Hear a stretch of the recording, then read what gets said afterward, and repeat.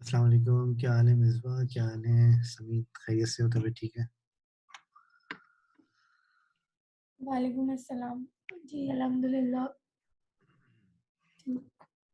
क्या कोई कुछ पूछना है आप लोगों को? कोई अपडेट है? कोई प्रैक्टिस हो रही है? मैंने करी थी प्रैक्टिस और ना जैसे हम सिलेक्शन बनाएंगे तो उसको हमें अलग लेयर में लाकर फिर आपको दिखाना है। सेशन बनाएंगे तो उसको क्या करना है? अलग लेयर में लेकर आना है, जैसे जो हमने सिलेक्ट किया है जी हाँ, उसको अलग उसको। लेयर में लेकर आना है। जी जी, अलग लेयर में लेकर आना है। देखिए, ये आप पे डिपेंड करता है कि उसको आप अलग लेयर में बनाती हैं या उसी लेयर पे करती हैं। अगर आप उसको अलग लेयर पे बनाएंगी तो आपकी जो पुरानी लेयर है वो खराब नहीं होगी। ठीक है?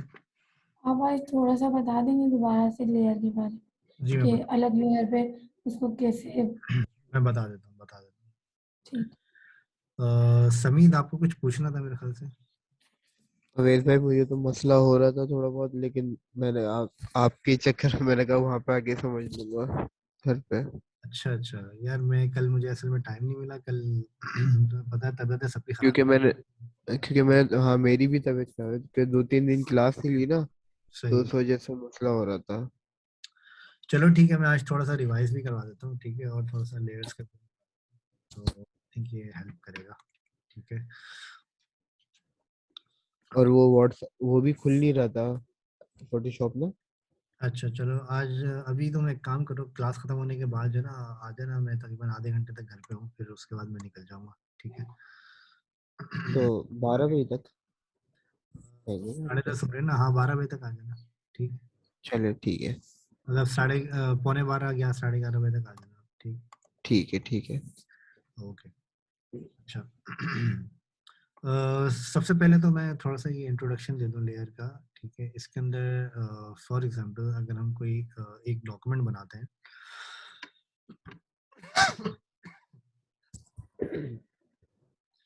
अच्छा, ये हमने फर्स्ट करें, हमने एक डॉक्यूमेंट बनाया। ठीक है? इस आपकी स्क्रीन शेयर नहीं होगी। मेरी स्क्रीन आ रही है? जी। ठीक है। ओके। अच्छा, फॉर सपोज कि हमने ये डॉक्यूमेंट बनाया है। ठीक है? इस डॉक्यूमेंट के अंदर हमने एक नई लेयर ले लेते हैं। अच्छा, नई लेयर जब आप लेते हैं ना, तो नई लेयर लेने का तरीका ये होता है कि आपके पास या तो आप शॉर्ट की के थ्रू ले लें। नई लेयर लेने की शॉर्ट की होती है कंट्रोल शिफ्ट एन। ठीक है? मैकबुक में मैं हूँ तो मेरे पास कमांड शिफ्ट एन है, लेकिन आप विंडोज पे हैं तो आपके पास कंट्रोल शिफ्ट एन होगी। अच्छा, कंट्रोल शिफ्ट एन करने के बाद आपके पास न्यू लेयर का ये ओपन हो जाती है विंडो। ठीक है? अच्छा, एक तो ये शॉर्ट की होती है इसकी, और एक इसका तरीका ये होता है कि आप इसके अंदर लेयर में जाके, ऊपर लेयर में जाके न्यू पे करेंगे तो ये न्यू लेयर का आपको ऑप्शन दे देता है, न्यू लेयर। ठीक है? तो यहाँ से भी आपके पास सेम विंडो ओपन होती है। अच्छा, इसके अलावा एक तरीका आपके पास ये होता है न्यू लेयर को ओपन का, क्रिएट करने का। आपके पास बिल्कुल बॉटम पे आप ये लेयर पैनल आपका आ रहा है ना, लेयर पैनल के बिल्कुल बॉटम पे अगर आप देखेंगे तो यहाँ पे ये आपके पास ऑप्शन आ रहा है न्यू लेयर का। ठीक है? तो यहाँ से आप करेंगे तो ये ऑटोमेटिकली आपकी न्यू लेयर क्रिएट कर देता है बगैर आपको विंडो दिखाए। ठीक है? तो ये 3 तरीके न्यू लेयर बनाने के होते हैं। अच्छा, लेट्स से कि मैंने जो है ये न्यू लेयर एक बनाई। इस लेयर के ऊपर मैं कोई भी ब्रश टूल लेके बी प्रेस करता हूँ मैं। ठीक है? बी प्रेस किया मैंने तो मैं ब्रश टूल सेलेक्ट कर लेता हूँ। ठीक है? अच्छा, ब्रश टूल सेलेक्ट करने के बाद मैं यहाँ पे फॉर एग्जांपल कोई कलर में दे देता हूँ। ठीक है? अच्छा, ये कलर मैंने दिया तो अब जो यहाँ पे सिलेक्टेड लेयर मेरी होती है उस लेयर के ऊपर मेरा ये कलर अप्लाई हो रहा होता है। ठीक है? फॉर एग्जांपल मैं यहाँ पे इस तरह के कलर, इस तरह का मैं कलर अप्लाई कर देता हूँ। ठीक है? तो ये जो सिलेक्टेड लेयर है मेरी, इस लेयर के ऊपर ये कलर अप्लाई हुआ है। ठीक है? अच्छा, इसके अंदर मैं देखता हूँ कि अगर मैं इसको थोड़ा सा और बड़ा कर सकूँ ताकि आपको नजर आ जाए। ठीक है? ठीक है, ये आपको अब शायद ये नजर आ रहा होगा क्लियरली, ये जो लेयर है मेरी, इस लेयर के ऊपर मेरा ये कलर अप्लाई हुआ है। अच्छा, और साइड पे ये जो ग्रे और व्हाइट डॉट्स नजर आ रहे हैं आपको, इसका मतलब ये होता है कि ये ट्रांसपेरेंट है। ठीक है? ट्रांसपेरेंट मतलब ये लेयर आपकी ट्रांसपेरेंट है। अगर आप लेट से इस बैकग्राउंड को अगर आप हटा दें, ठीक है, तो इस लेयर के पीछे कुछ भी नहीं है, सिर्फ ये ट्रांसपेरेंट आपका ब्रश है। ठीक है? अच्छा, इसके पीछे फॉर एग्जाम्पल अगर आप कोई और एक नई लेयर लेके, ठीक है, एक नई लेयर लेके अगर आप इसके ऊपर कलर करते हैं इसका कलर चेंज कर देता हूँ ताकि आपको थोड़ा समझ में आ जाए क्लियरली। ठीक है, नई लेयर मैंने ली और इसको मैंने यहाँ पे इसके ऊपर कलर अप्लाई किया। ठीक है, इस तरीके से। अच्छा, कलर तो मैंने अप्लाई कर दिया, लेकिन अब आप यहाँ पे देखें कि जो आपकी लेयर है इसके अंदर आपके पास ये वाली लेयर आपकी टॉप पर आ रही है और ये वाली लेयर आपकी बैक पर आ रही है। ठीक है, तो इसको अच्छा, ये आप नोटिस करें कि ये अलग अलग लेयर्स के ऊपर मैंने अप्लाई किया है, मतलब इस लेयर का इफेक्ट जो है वो इस लेयर के ऊपर नहीं पड़ेगा और इस लेयर का इफेक्ट जो है वो इस लेयर के ऊपर नहीं पड़ेगा। तो आप इन दोनों को सेपरेटली मैनेज कर सकते हैं। अच्छा, अब मैं आपको एक चीज़ बताता हूँ कि ये वाली जो आपकी लेयर आ रही है, इस लेयर के ऊपर अगर आप एक कलर और अप्लाई कर देते हैं, ठीक है, इस तरीके से। फॉर एग्जाम्पल मैं यहाँ पे एक कलर और अप्लाई मैंने किया इस तरीके से।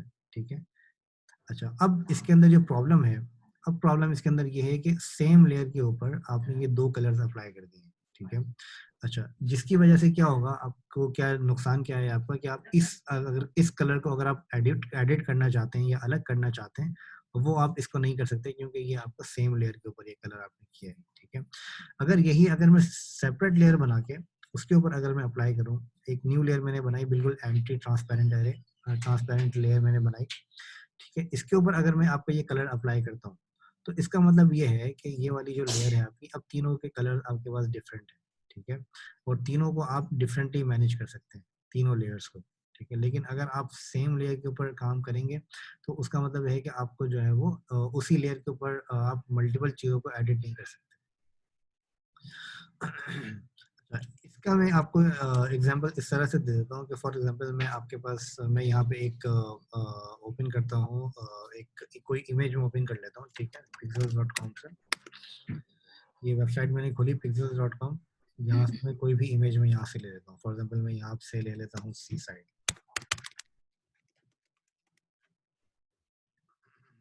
मुझे पूछना ये है कि हम जो सिलेक्शन करते हैं ना उसको, जैसे आप दूसरी लेयर पे लेकर आ गए थे सिलेक्शन करने के बाद, वो नहीं हो पा रहा मुझसे। ये मैं बता रहा हूँ। जैसे चलिए सिलेक्शन की जैसे आप बात करनी है तो मैं यहाँ से ले लेता हूँ कार्टून की कोई इमेज लेता हूँ। ठीक है, जो मैंने आपको शेयर करी थी। इस तरह की मैं कोई इमेज ले लेता हूँ। ठीक है, अच्छा, इस इमेज को अगर मुझे यहाँ से फॉर एग्जांपल एक कार्टून को मुझे निकालना है यहाँ से, ठीक है, तो वो मैं कैसे निकालूंगा? ये मैंने एक इमेज यहाँ पे ओपन कर दी। अच्छा, इमेज ओपन करने के बाद मैं इसकी सिलेक्शन यहाँ से बना देता हूँ। ठीक है, अच्छा, सिलेक्शन बनाने के लिए मैं जो टूल यूज़ कर रहा हूँ वो मैं ये वाला टूल यूज़ कर रहा हूँ जो मेरा पॉलीगन लासो टूल है। ठीक है। अच्छा, इसकी फॉर एग्जांपल मैं यहाँ से सिलेक्शन बनाता हूँ इस तरीके से करके। मैं बहुत ही रफली सिलेक्शन बना रहा हूँ, प्रॉपर नहीं बना रहा। ठीक है, ताकि आपको चीज़ समझ में आ जाए।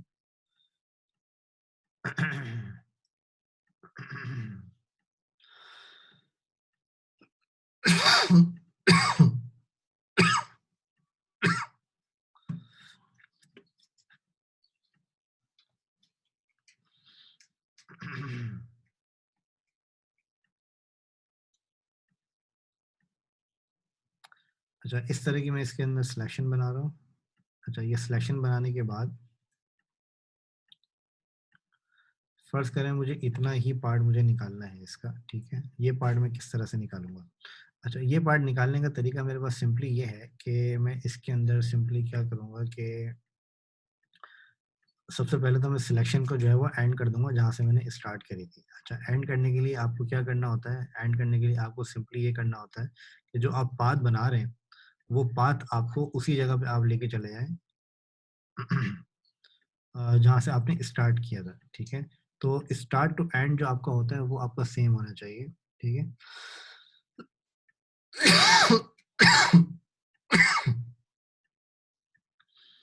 जैसे कि मैंने ये पाथ अपना बना लिया है तकरीबन इतना। ठीक है, इसके अंदर जो मैंने पार्ट एक्सपोर्ट किया है वो मैं इसको पूरा पाथ मैंने एक्सपोर्ट नहीं किया।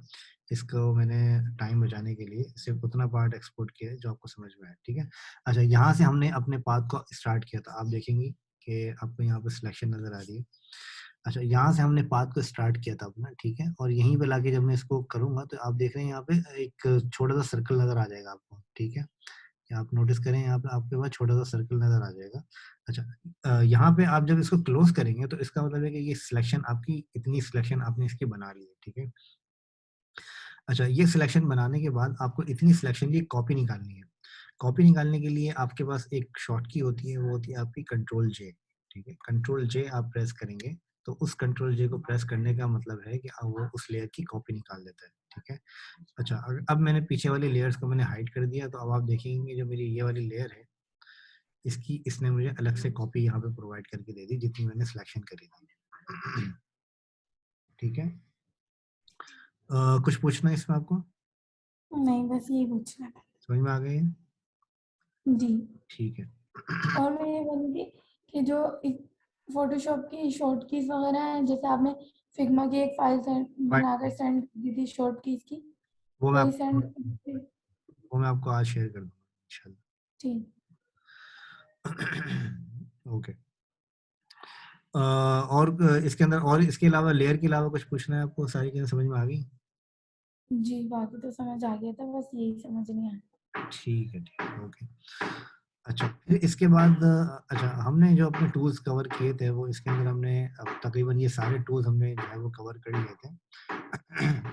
कुछ बीच में से हमने कुछ टूल्स हमने छोड़े थे, वो हम बाद में देखेंगे, क्योंकि वो टूल्स मैंने जो छोड़े वो ऐसे टूल्स हैं कि वो इतने ज़्यादा यूज़ में नहीं आते हैं वो टूल्स, और उसको हम थोड़ा सा लो प्रायोरिटी पे रख के हम इसको देखेंगे। ठीक है। अच्छा, एक इसके अंदर टूल होता है स्मश टूल। ठीक है। इसके अंदर जब आप होल्ड करेंगे तो यहाँ पे आपके पास 3 और टूल्स आते हैं, जिसके अंदर ब्लर टूल होता है, आपका शार्पन टूल होता है और स्मश टूल होता है। ठीक है। अच्छा, इन टूल्स को मैं आपको थोड़ा सा बताता हूँ कि ये टूल्स क्या काम करते हैं। अच्छा, फॉर एग्जांपल मैंने यहाँ पे एक इमेज ली, यहाँ पे एक इमेज ले लेता हूँ।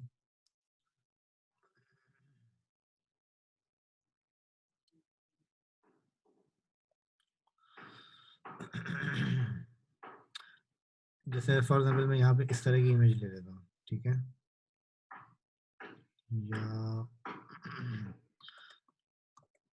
या फिर मैं इस तरह की भी कोई इमेज ले सकता हूँ।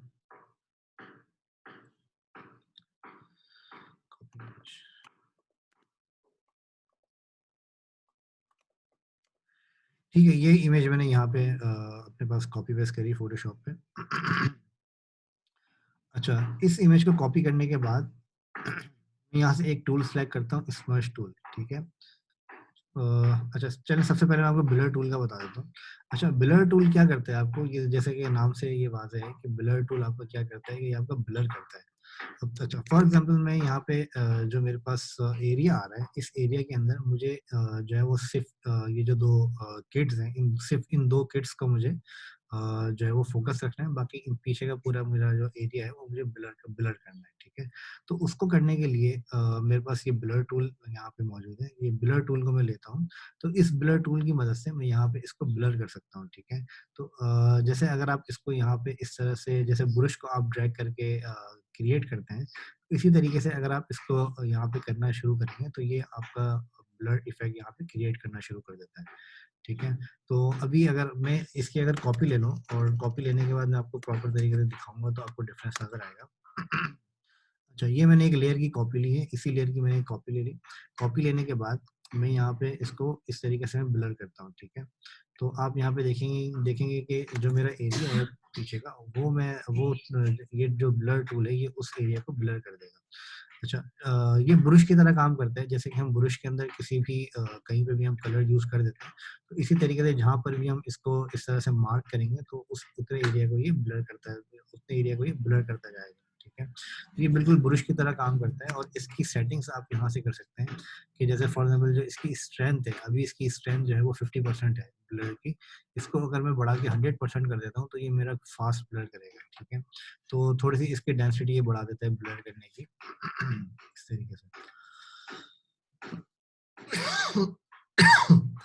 तो इसको आप काफ़ी अच्छे तरीके से आप इसको यूज़ कर सकते हैं। इसके अंदर ब्लर के और भी इफेक्ट्स होते हैं, वो मैं आपको बाद में बताऊंगा। फिल्टर्स के अंदर हमारे पास आते हैं वो इफेक्ट्स, वो मैं आपको बाद में बताऊंगा, लेकिन इस इन टूल्स को भी आप बड़े अच्छे तरीके से यूज़ कर सकते हैं। ठीक है।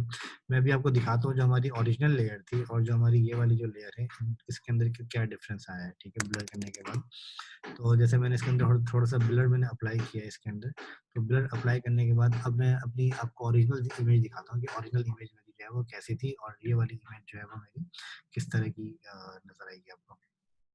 अच्छा, ये मैं आपको यहाँ से इमेज को हाइड कर रहा हूँ यहाँ से, तो आप इसके अंदर देखेंगे कि आपको हल्का सा ब्लर का इफेक्ट यहाँ पे नजर आएगा, जो कि आपको क्लियरली विजिबल यहाँ पर होगा।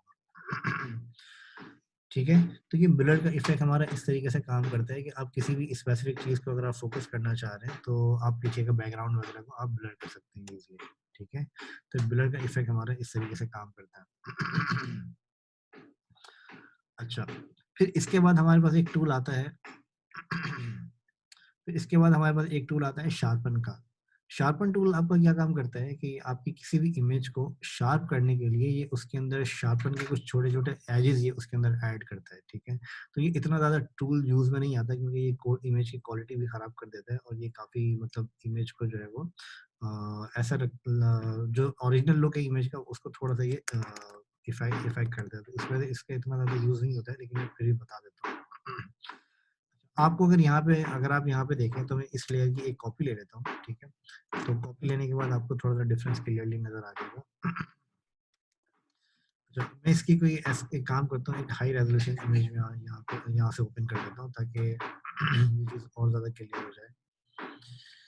जैसे कि मेरे पास ये इमेज है, इस इमेज को मैं अगर यहाँ से कॉपी करता हूँ, ठीक है? जैसे कि ये इमेज मेरे पास आ रही है यहाँ पे, ठीक है? इस इमेज को मैंने कॉपी किया, कॉपी करने के बाद मैं इस इमेज के ऊपर अपना ये शार्पन टूल यहाँ पे मैं अप्लाई करता हूँ, ठीक है? तो शार्पन टूल जैसे मैं अप्लाई करूँगा, तो ये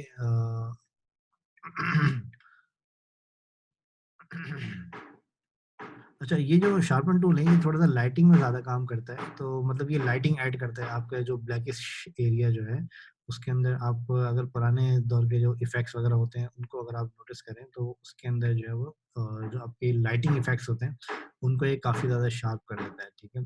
तो ये मैंने थोड़ा-सा शार्प टूल मैंने इसके अंदर अप्लाई किया है, तो इसके अंदर आप अगर डिफरेंस नोटिस करें, तो ये जो भी एरिया आपका होता है, ये उस इमेज को उतने एरिया को शार्प कर देता है, मतलब उसको लाइटिंग इफेक्ट उसके ऊपर अप्लाई करना शुरू कर देता है, ठीक है? तो जैसे कि अगर मुझे जो पे ये जो पेड़ आ रहा है, मुझे इसको थोड़ा-सा शार्प करना है, ठीक है?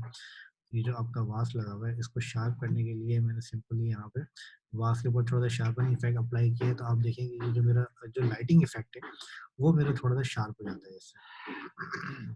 ठीक है? अच्छा, एक टूल इसके अंदर आता है मेरे पास, स्मश टूल, ठीक है? अच्छा, स्मश टूल आपका क्या काम करता है?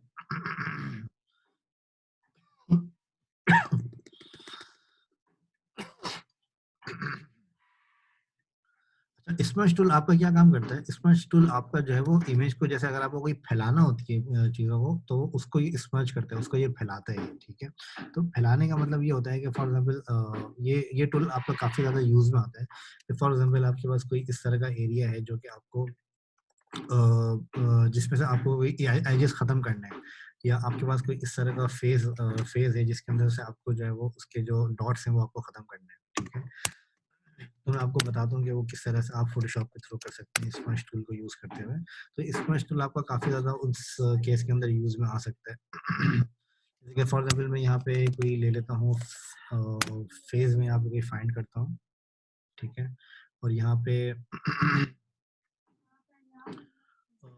लेट्स से कि मेरे पास कुछ इस तरह का फेज है, ठीक है? या थोड़ा सा और डॉटेड फेज ले लेते हैं।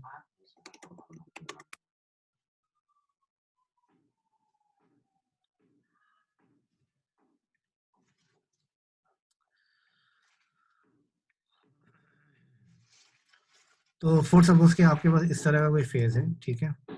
इस फेज के ऊपर आपको थोड़ा-सा काम करना है, तो वो आप किस तरह से कर सकते हैं? मतलब ये जो आपके पास लेफ्ट साइड के ऊपर जो फेज आ रहा है, ठीक है? इस फेज के अंदर से आपको अगर ये डॉट्स वगैरह इसके खत्म करने हैं, तो इसको खत्म करने के लिए आपके पास 2 तरह के टूल्स होते हैं, ठीक है? एक टूल मैंने आपको बताया था लास्टली, स्टैम्प टूल, ठीक है? क्लोन स्टैम्प टूल, जिसके अंदर से हमने जो है वो सी साइड पे से हमने वो रिमूव किया था, पेड़ हमने रिमूव किया था, ठीक है? इसी तरीके से आप स्टेम टूल को यूज़ करते हुए भी आप ये जो डॉट्स आते हैं आपके फेस के, आप इनको ईज़िली रिमूव कर सकते हैं, ठीक है? मैं आपको ये दिखा देता हूँ, इस इमेज को मैं कॉपी ले लेता हूँ। कॉपी लेने के बाद मैं यहाँ पे जो इसका ये वाला एरिया है, इस एरिया को मैं यहाँ पे कॉपी करके यहाँ पे मैं अप्लाई करता हूँ।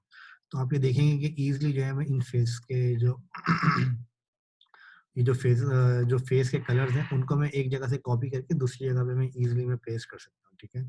तो इस टूल को हम इस हिसाब से भी बहुत अच्छे तरीके से हम यूज में लेकर आ सकते हैं, ठीक है।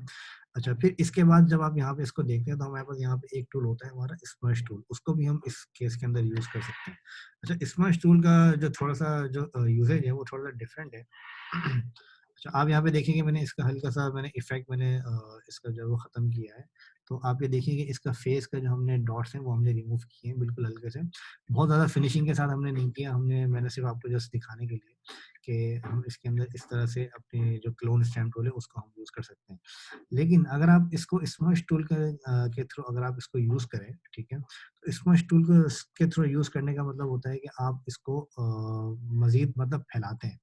अच्छा, फैलाने का मतलब ये है कि आप जब इसके अंदर आप लेट्स से कि मैं इससे कहूँ कि आप इसको इस तरह से फैलाएँ, तो आप इसको इस तरीके से फैला के मतलब ऊपर वाले एरिया को नीचे की तरफ ओवरलैप कर सकते हैं, इस तरीके से, ठीक है? तो ये इस वजह से काफ़ी ज़्यादा ये टूल यूज़ में आता है कि आप इसके अंदर बहुत ईज़िली इस तरह की चीज़ें जो है वो अचीव कर सकते हैं। मतलब इसके अंदर आपको स्टेम टूल यूज़ करने की ज़रूरत नहीं है, आप इसके अंदर सिंपली इसको भी यूज़ करके आप इसको यूज़ कर आप इसके ऊपर जो आपका जो ख़राब एरिया है उसको आप इस तरीके से फैला सकते हैं कि वो उसका जो सही एरिया है वो आपका वहाँ पे रिप्लेस हो जाएगा, ठीक है? तो अगर आप इसके अंदर डिफरेंस नोटिस करें तो ये अब इसके अंदर डिफरेंस होता है ये जो आपका स्मर्श टूल होता है।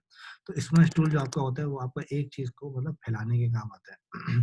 जैसे अगर मैं इसको बताऊँ आपको तो आप इस तरीके से इसको फैला सकते हैं स्मर्श टूल की मदद से। मतलब ये आपका जो एरिया होता है उसको ये फैलाता है, मतलब आप इसको ड्रैग करके आप जिस तरफ भी आपको फैलाना है उस तरफ आप इसको फैला सकते हैं। इस तरीके से, ठीक है?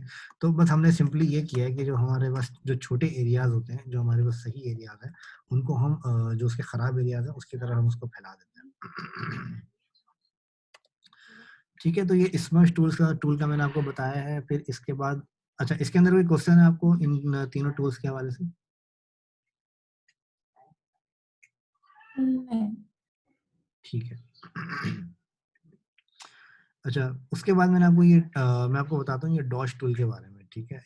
इसके अंदर आपके पास 3 तरह के टूल होते हैं। एक होता है आपका डॉश टूल, एक होता है आपका बर्न और एक होता है स्पॉन्ज टूल, ठीक है? तो इसके अंदर जो डॉश टूल आपका काम करता है, फॉर एग्ज़ाम्पल मेरे पास यहाँ पे एक इमेज है।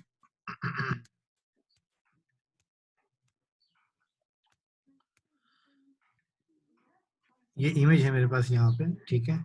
अच्छा, डॉश टूल क्या काम करता है? डॉज टूल इसके अंदर ये काम करता है कि अगर आप इसके अंदर कोई लाइटिंग इफेक्ट आप इसके अंदर अप्लाई करना चाह रहे हैं या फिर आप कोई डार्कन इफेक्ट अगर आप अप्लाई करना चाह रहे हैं तो वो आप इन टूल्स की मदद से वो लाइटिंग डार्कन डार्कन इफेक्ट्स आप अप्लाई कर सकते हैं बहुत ईजिली। अच्छा, डॉज टूल आपके पास क्या काम करता है कि जो लाइटिंग इफेक्ट आपकी होती है, जैसे फॉर एग्जाम्पल मुझे अगर यहाँ पे अगर मैं कोई इस तरह की इमेज लूँ जिसके अंदर मेरे पास लाइटिंग कम है, ठीक है? तो उसके अंदर अगर वो लाइटिंग अप्लाई करनी है तो वो मैं किस तरह से करूँगा? उसको अप्लाई करने के लिए मेरे पास सिंपली एक तरीका ये होता है कि मैं डॉस टूल्स को यूज़ करूँ। लेट्स से मैं यहाँ पे एक इमेज फाइंड करता हूँ।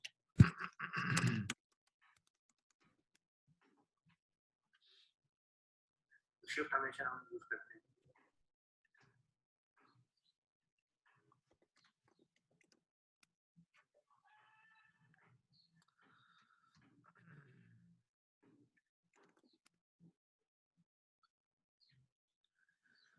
अच्छा, फर्स्ट करें कि मैं यहाँ पे एक इमेज फाइंड करता हूँ इस तरह की।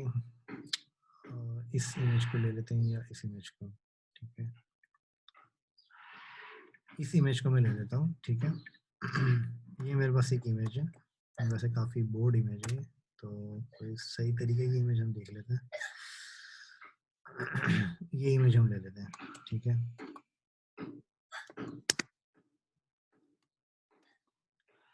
जैसे इस तरह की मेरे पास एक इमेज है, ठीक है? इस इमेज के अंदर अगर आप नोटिस करें इस पूरी इमेज के अंदर, तो इस इमेज के अंदर आपके पास जो ओवरऑल इमेज के अंदर यहाँ पे आपके लाइटिंग इफेक्ट आपके पास है और यहाँ पे आपके पास डार्कन इफेक्ट है, ठीक है? मतलब जो लाइट का जो इफेक्ट है वो इस तरफ जो है वो शाइनिंग है और इस तरफ जो है आपको डार्कर है, ठीक है? तो इस इफेक्ट को अगर आपको इस इफेक्ट के अंदर अगर आपको मॉडिफिकेशन करनी है, फॉर एग्जांपल आपको यहाँ पे लाइटिंग इफेक्ट आपको ऐड करना है, ठीक है? जैसे इस तरफ लाइटिंग है, उसी तरह की लाइटिंग आपको यहाँ पर भी ऐड करनी है। तो ये काम आप बहुत ईज़िली इस डॉस टूल और बर्न टूल की मदद से आप कर सकते हैं। ठीक है। अच्छा, डॉश टूल आपका क्या काम करता है? डॉश टूल आपका काम करता है कि फॉर एग्जांपल अगर मुझे यहाँ पे लाइटिंग इफेक्ट यहाँ पे मुझे ऐड करनी है, तो लाइटिंग इफेक्ट ऐड करने के लिए मेरे पास यहाँ पे मल्टीपल ऑप्शंस होते हैं कि मुझे लाइटिंग इफेक्ट किस तरह का चाहिए। आइदर मुझे शैडो चाहिए, मिड टोन्स चाहिए या हाईलाइट चाहिए। इन तीनों के अंदर मैं आपको डिफरेंस बताता हूँ, ठीक है। अच्छा, एक्सपोजर में इसका कर देता हूँ 50% कि कितना ज़्यादा वो इफेक्ट अप्लाई होना चाहिए एक क्लिक जब मैं करता हूँ, ठीक है।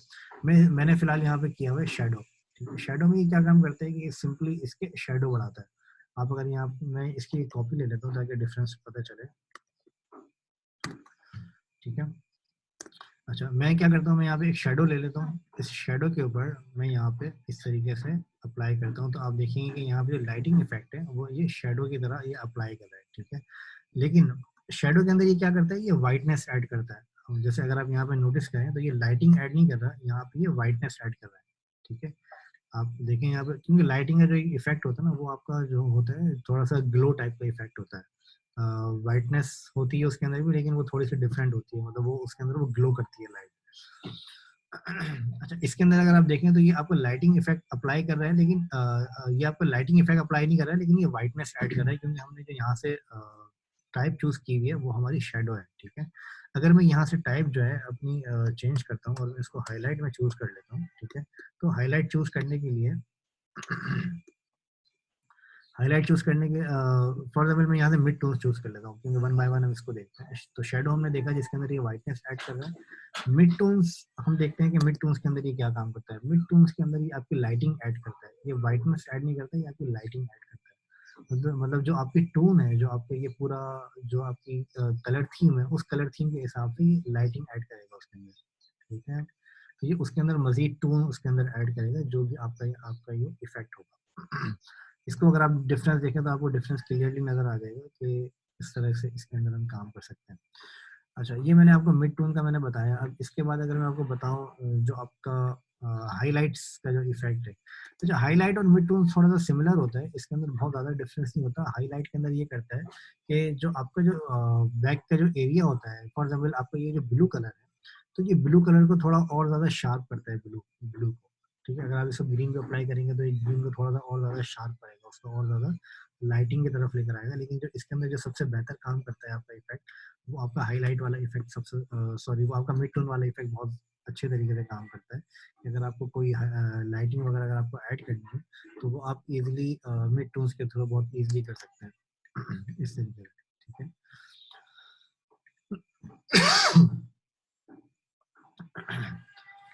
देख रहे हैं आप, तो ये जो हमारी इमेज थी, ये पहले हमारी ये इमेज इस तरह की थी। उसके बाद हमने इसके अंदर थोड़ी सी लाइटिंग हमने ऐड करी है, तो उसके बाद हमारी ये इमेज इस तरह की हमारी हो गई है, ठीक है। अच्छा, फिर इसके बाद आपके पास जो टूल आता है, वो टूल आपके पास आता है बर्न टूल। अच्छा, जैसे कि ये वाला टूल आपका लाइटिंग ऐड करता है, इसी तरह से ये वाला जो टूल है आपका, ये आपका डार्कनेस ऐड करता है। अच्छा, डार्कनेस ऐड करने के लिए सिंपली ये मिड टूल्स, इसके अंदर भी हमारे पास ये तीन ऑप्शंस होते हैं, शेडो, मिड टूल और हाइलाइट्स। शेडो के अंदर ऑब्वियसली ये ब्लैक कलर को ऐड करेगा। अगर मैं यहाँ से इसका एक्सपोजर जो है वो आपका 50% कर दूँ, तो ये यहाँ पे ब्लैक कलर को शेडो के अंदर ये ऐड करेगा, ठीक है। लेकिन अगर मैं यहाँ पे इसको मिड टून कर दूँ, तो ये यहाँ पे मिड टून उसी तरीके से काम करता है जैसे आपको ये लाइटिंग टूल के अंदर काम करता है, जैसे डॉश टूल के अंदर काम करता है, ठीक है। तो ये मिड टून आपका इसी तरीके से काम करेगा, ठीक है। तो ये शेडो भी आप इसके अंदर, डार्कनेस भी आप इसके अंदर ऐड कर सकते हैं। अच्छा, फिर इसके अलावा आपका हाइलाइट्स आता है, तो हाइलाइट भी आपको ये ब्लैक कलर जो है वो आपको उसके अंदर ऐड करता है। तो ये मोर और लेस तकरीबन सिमिलर ही हैं ये दोनों टूल्स। तो इसके अंदर ये वाला जो टूल है ये आपको लाइटिंग ऐड करता है, और ये वाला टूल आपका डार्कनेस ऐड करता है। तो ये काम आप बहुत ईजिली इन टूल्स की मदद से आप कर सकते हैं। अच्छा, फिर इसके बाद आपके पास आता है स्पॉन्ज टूल। अच्छा, चलिए स्पॉन्ज टूल का हम अभी रहने देते हैं, क्योंकि इसका इतना ज़्यादा यूज़ नहीं होता है, ठीक है। तो मैं आपको ये लो प्रायोरिटी पर रखता हूँ, इसको बाद में बता दूंगा स्पॉन्ज टूल को कि किस तरीके से हम यूज़ करते हैं, ठीक है। अच्छा, फिलहाल आप ये बताएं कि प्रैक्टिस की क्या अपडेट है, कब तक इसकी प्रैक्टिस हो जाएगी दोनों टूल्स की। इसके अंदर कोई क्वेश्चन है, कोई कंफ्यूजन है तो पूछ लें प्लीज।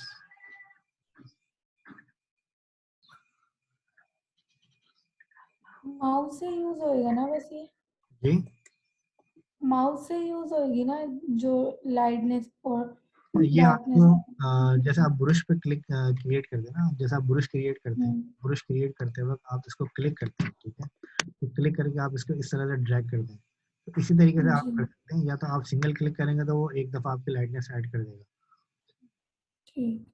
ठीक है। और कुछ पूछना है इसमें? और हाँ, अगर हम जैसे दोबारा से कोई चीज कॉपी करेंगे तो हमें दोबारा से मतलब ओपन करना पड़ेगा फोटोशॉप। नहीं, ये जरूरी नहीं है दूसरी विंडो आप ओपन करें, आप एक ही विंडो के अंदर मल्टीपल चीजें कॉपी कर सकते हैं, जितनी ज्यादा आप कॉपी करना चाहें वो आप कर सकते हैं एक ही विंडो के अंदर। जैसे ये इमेज आ रही है आपको इसके अंदर चाहिए, तो आप इसी एक ही के अंदर आप मल्टीपल इमेजेस कॉपी कर सकते हैं, ठीक। ठीक है। जी। और कोई इसके अंदर क्वेश्चन, कोई कंफ्यूजन? नहीं। ठीक है, तो फिर इसकी प्रैक्टिस करें, प्रैक्टिस करने के बाद मुझे बताएं कि अगर मैं कोई अगर आपका कोई क्वेश्चन हो तो, ठीक है। ओके, थैंक यू, अल्लाह जी। हाफिज़।